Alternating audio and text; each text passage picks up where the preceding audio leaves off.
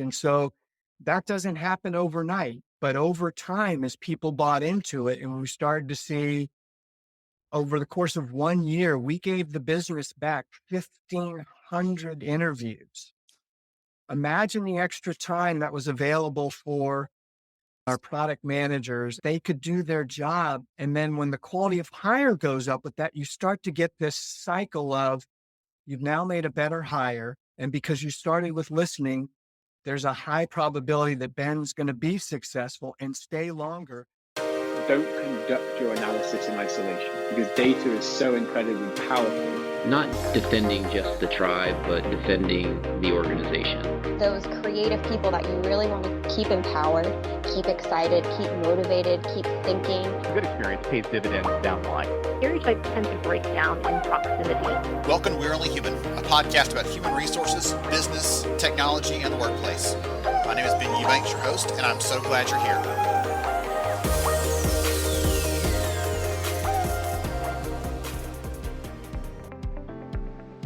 Hey, and welcome to the podcast. I'm Ben Eubanks, your host, and so glad to have you here for We're Only Human, a podcast really focused on bringing real stories to life, helping you to be a better HR and talent leader, and hopefully unearthing and uncovering some trends, some resources, some practices that are going to set you and your organization apart from the rest.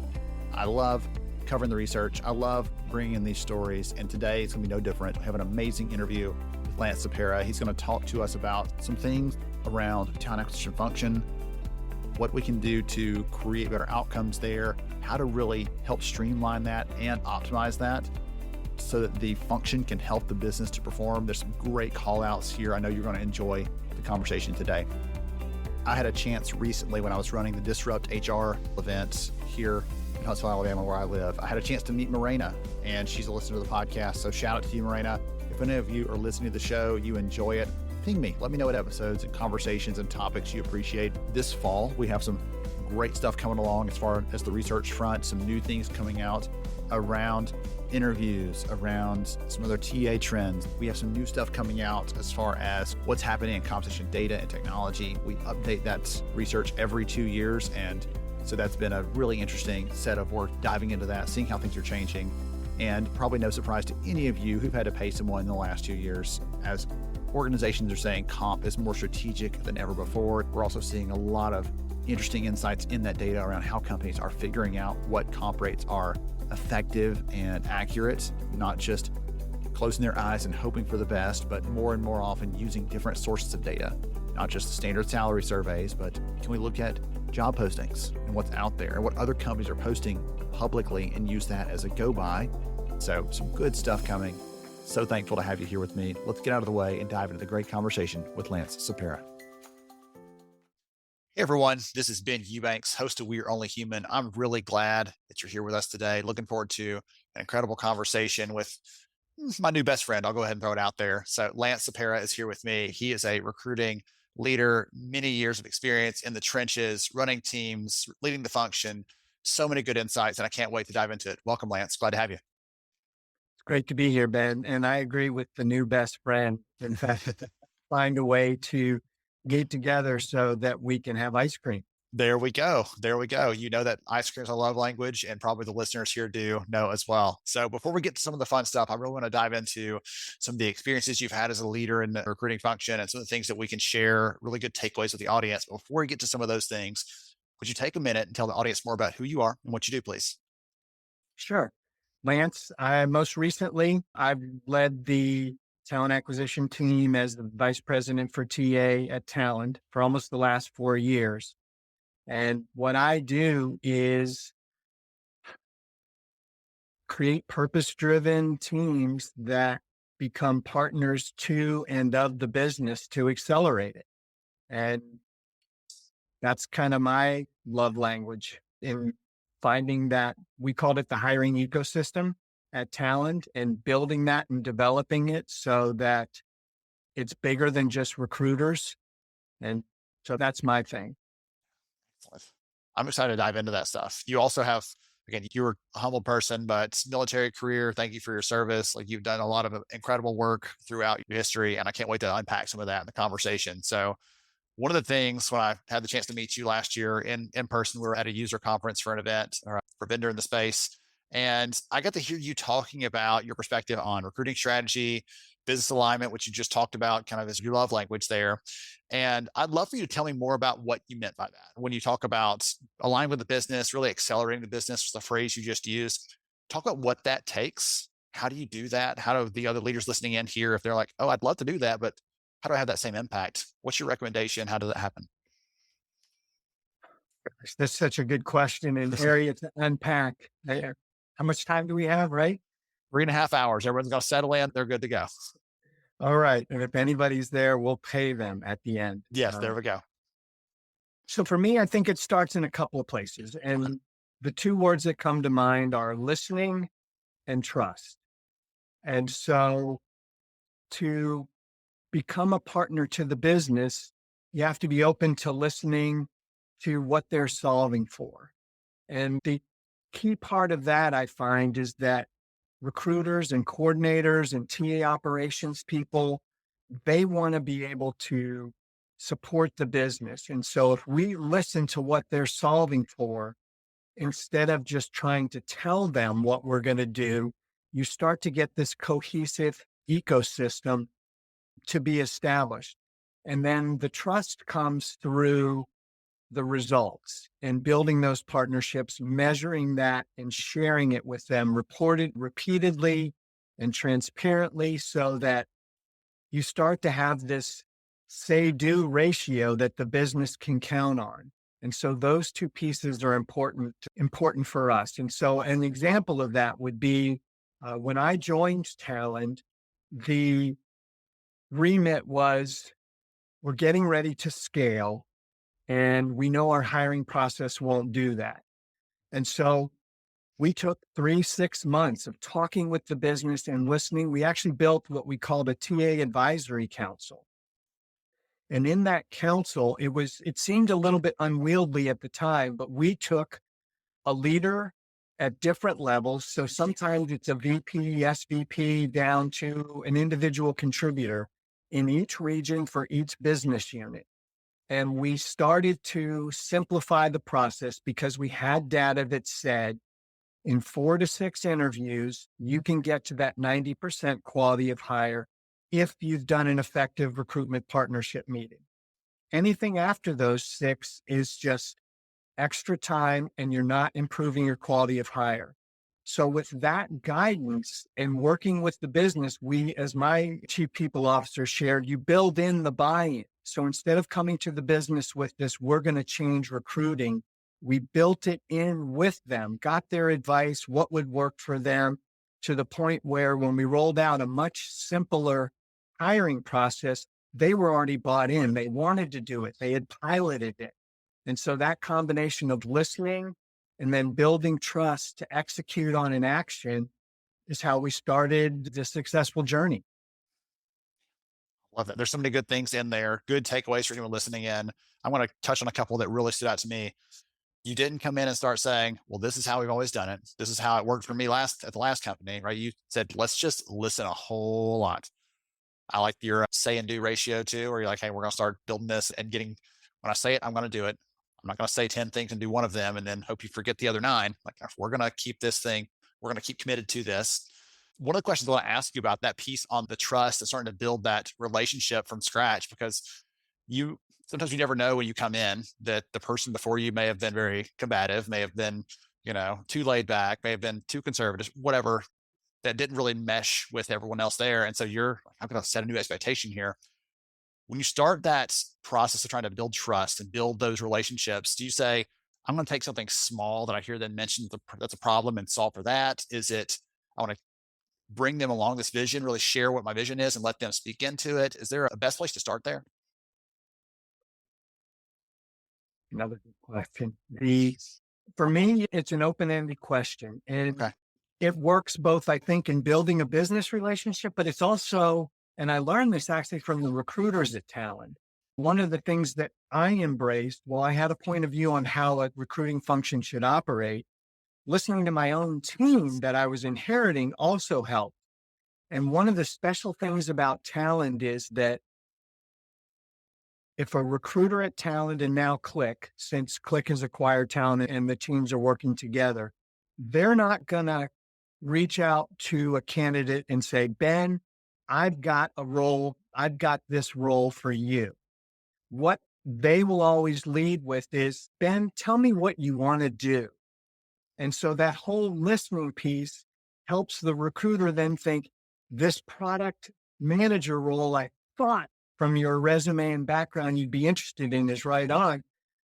But by listening, it's like, you know what? I actually think this is a better role for you. So it starts with the listening piece. And it's the same thing when you're engaging with leaders is everybody talks about people being important and they want to do it hire well, but also everybody's really busy. And so finding that way where for a busy hiring manager or a busy general manager running a, what, 8-9 figure business, helping them see where you can be an arrow in their quiver is how you build that. So it really just starts with listening, asking what they're solving for, maybe what grates them. And so I can give you an example here. One senior leader in particular was interviewing everybody their team was hiring. And so in the course of a conversation, I heard them say that. And so it was, well, tell me more about that, Ben. And the leader shared that, well, I just haven't had a chance to train them on how I think and the people we want to hire. So it's like, we can solve this together. What if we built a system and a process to include training that helped you empower your hiring managers to hire how you would? And now, because they're in charge of that person's career, you want them to own it. And owning that decision is just a huge piece in of the time you give a leader back. And then the empowerment in the manager who's going to be responsible now that Lance joined to make that person successful. So that's, I think, the pieces. It starts with listening, and then what do you do with it? Really, I like that open-ended piece there, the conversation, because if you approach it that first way, it may not seem very confrontational, but you say, hey, I've got a role for you, Lance, and here it is. You're going to get a yes or a no, right? But if you ask hey, what are you interested in? You may say something, I want to be a unicycle rider. Like, well, I don't have one of those right now, but I can find something as closely aligned as I can. So I like that you're giving them a chance to tell you exactly what you want. It's a key aspect of sales is just ask the buyer what they want and then present that back to them as closely as you can to what they're saying and what you have to offer. So going with that with the open-ended approach is a great recommendation. One of the other things in that you talked about a minute ago, I don't know if it's possible to get into the weeds a little bit here. If it's not, just let me know, wave me off. But you talked about the number of interviews, getting into the number of interviews and realizing, hey, the hiring quality doesn't go up when we put them through 17 interviews, people. So let's tone that down a little bit. 6 should be enough for us to really know everything we know about this candidate. How did y'all actually get to that? Knowing that 4 to 6 range, did you look at interviews that we had 4 on this candidate, they turned out to be high quality. We had 7 with this one, they were no better or no worse than that person. How did y'all actually hone in on that? Because I think a lot of people listening in would like to follow in your footsteps there. Okay. Having that data point and a lot of research behind it gave some credibility to it. So it wasn't just something TA was trying to do to them. And that was a combination of some really good research by Gartner and Sherm at the time. If I had known you, I probably could have found something, the work that you had done around this. So the simplifying the interview process and cutting the interviews down in listening when I first joined, and the listening wasn't just me, it was the whole team. And it was more than actually just the recruiting team, just as a quick point for the listeners. There was also HR business partners, a lot of the people who made up this hiring ecosystem. And what we heard was that there was this cafeteria style of every interview process is different because I'm catering to the hiring manager and what they want to do. And it had been very successful. I mean, Talend was a 15-year-old company when I joined and had IPO'd. So they had done a lot of things right, but that's just not scalable if everybody on the team has to interview everyone. And so bringing that data together, bringing the teams together to talk about how can we do this so that it is inclusive of the team that people are joining, but it's not everybody. And so when we started to present, well, we can give you time back to develop, market, sell, whatever the verb of your job is, and yet also raise the quality of hire, people started to see the value in that, and that I don't need to interview everyone. I trust Ben. I trust Lance. And so that piece of involving the business in them helped them take away some of the, we have to be aligned. And then, as I mentioned earlier, the hiring manager owning it also takes a lot of pressure off everyone because I'm going to be responsible for Ben's career and I'm owning that with Ben. And so those two pieces helped us get everybody off of the, I need to be part of this before anybody joins our team. I know you love your team, you feel strongly about it, but you also need to trust Ben and Lance enough in this role to make the decision for us. And so that doesn't happen overnight, but over time, as people bought into it and we started to see over the course of 1 year, we gave the business back 1,500 interviews. Imagine the extra time that was available for our SREs and our product managers and our BDRs, just that they could do their job because they weren't having to interview people. And then when the quality of hire goes up with that, you start to get this cycle of you've now made a better hire. And because you started with listening, there's a high probability that Ben's going to be successful and stay longer. So there's one less backfill role that you now have to fill. And so it just starts to become this snowball of high performing, committed teams.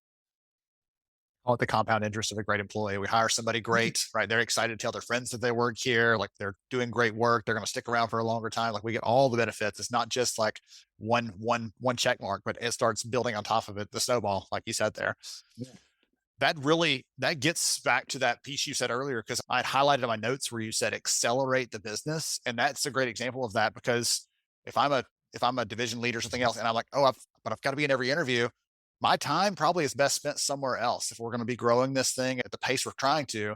But if I'm using a portion of my week every week, stepping into something where I'm not actually adding additional value because my team is doing an adequate job at this, then I am holding back the business on those things. So I really like some of those examples you're giving, because everybody talks about, oh, we want to be a business partner. Any ideas on how to do that? And so you're giving us some good points in this conversation on how to really make that come to life.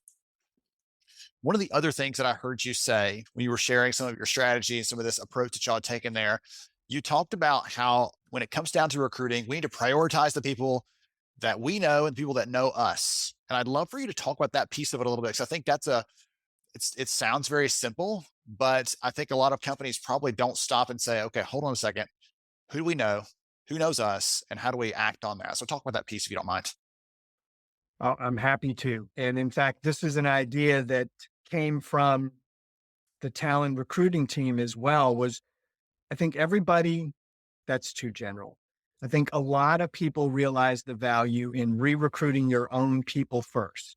And so that idea of looking internally first to fill every role is the place we started. So those are the people you know best. They're your current team members.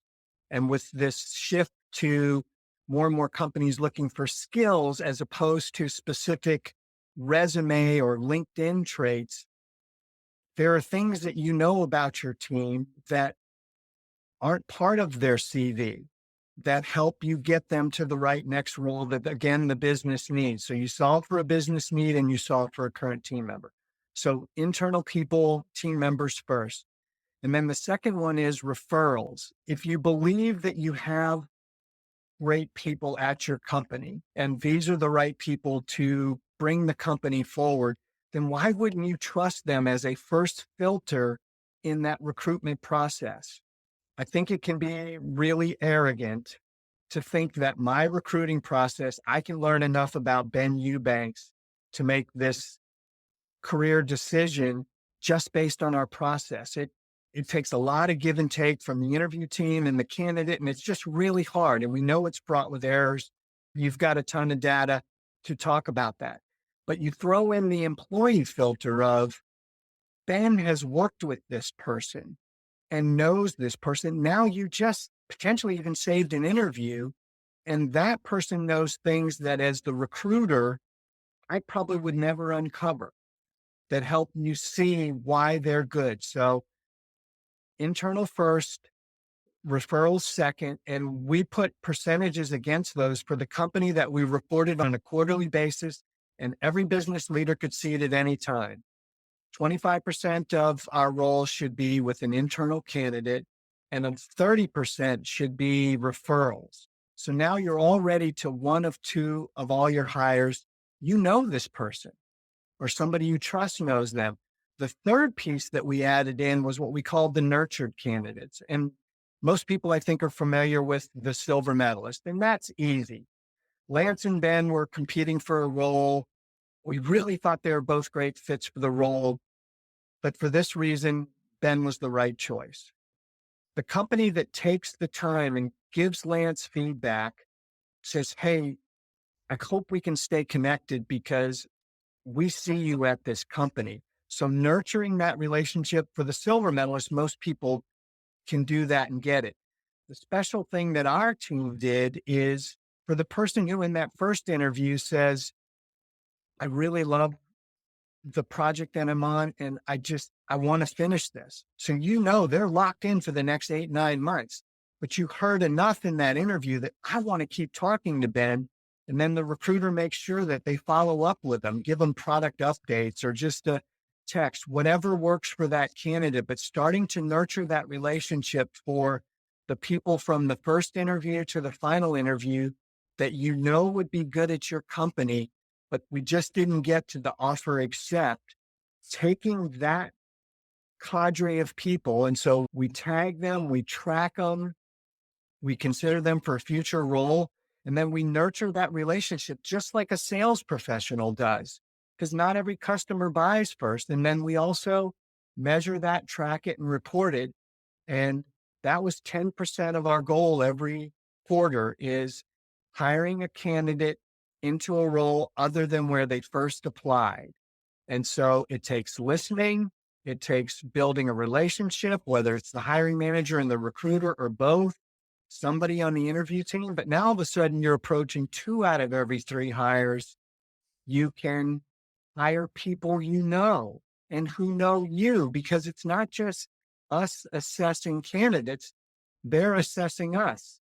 So that piece, along with measuring candidate experience, really helped us have better, faster results. The nurtured candidates, Ben, when quarters where we hit 10%, on average, it was 17 to 19 days faster. I mean, that's 3 business weeks for a hiring manager that they get someone that they're really confident is going to be successful. I mean, who doesn't want that?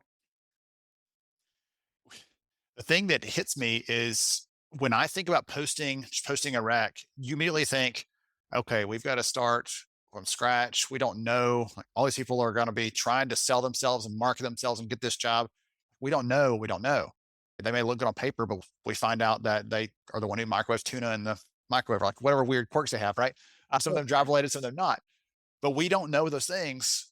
But I love this approach of saying you actually do know a lot more about them if you care to take the time, if you're intentional about understanding. The example of, hey, I really am interested in this job. I'm actually working on something right now that I'm passionate about. I don't want to finish it up. I don't want to leave my company in the lurch. We're like, good. We don't want someone that says, sorry, suckers, I'm out. I love someone that's dedicated and feels some passion for their work. When's that project going to be done? We'll circle back with you and see if you're open then to talking about an opportunity.